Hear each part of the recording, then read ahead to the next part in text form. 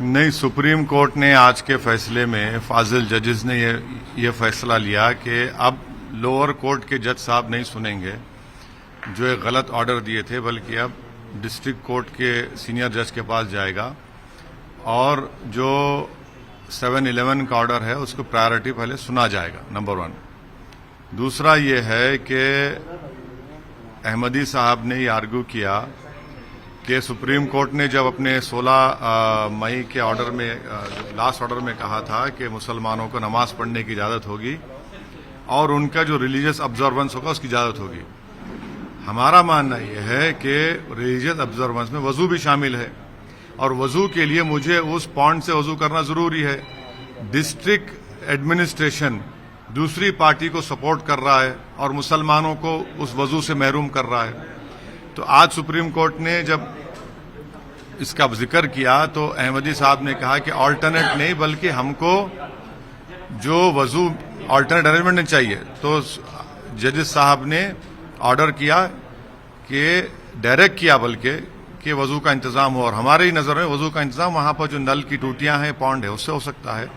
तीसरी बात यह है कि भारत के मुसलमानों में एक एप्रीहेंशन है, एक डर भी है कि जिस तरह बाबरी मस्जिद को उनसे छीना गया, कहीं इसी तरह से और मस्जिद को ना छीना जाए।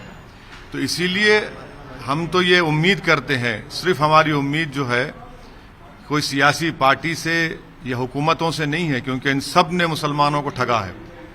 हम ये उम्मीद करते हैं कि सुप्रीम कोर्ट संविधान को सामने रखते हुए, अपने बाबरी मस्जिद के जजमेंट को सामने रखते हुए, 91 की एक्ट को उन्होंने जो भारत के बेसिक स्ट्रक्चर का हिस्सा करार दिया, वो उसको अपहेल्ड करेंगे और जो अंग्रेजी में कहते हैं वॉक द टॉक होगा। और यकीनन आज मैं उम्मीद ये कर रहा था कि सुप्रीम कोर्ट इसी स्टेज पर, वो इनिशियल स्टेज में इसको बोलते हैं ना कि they will nib it in its but, क्योंकि अब आप देख रहे हैं कि अब ज्ञानवापी से जाके अब मथुरा में शुरू हो गया और मुकामात पर डिमांड शुरू हो गए।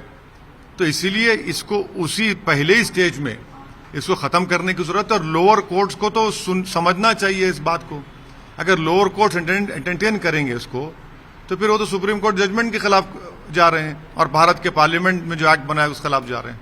सर, सुप्रीम देखिए, मेरा शुरू से मेरा ये स्टैंड रहा है कि मैं एनकाउंटर्स के खिलाफ हूं। ये एनकाउंटर नहीं, मर्डर है। चाहे चंद्रबाबू नायडू जब सीएम थे, जब अजीज और आजम का एनकाउंटर हुआ, या यूपी में योगी आदित्यनाथ के सरकार में जो लोगों का एनकाउंटर किया जा रहा है कि गोश्त के स्मगलिंग के नाम पर ले जाकर आसाम में दे दिया, वहां उनका एनकाउंटर हो गया। तीसरा या सोराबुद्दीन का एनकाउंटर हुआ। चौथा नईम का एनकाउंटर हुआ। और पांचवा ये शमशाबाद। और ऐसे जहां कहीं भी एनकाउंटर होता है, बल्कि नॉर्थ ईस्ट में तो सुप्रीम कोर्ट में केस पेंडिंग है। तो एनकाउंटर भारत के रूल ऑफ लॉ को कमजोर करता है।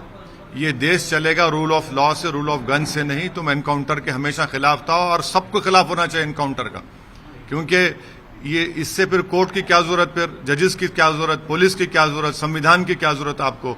अगर आप उस खाती को सजा दिलाएंगे और उसको जेल में डालेंगे, तभी तो हम में और उन हैवानों में फर्क दिख कर आएगा।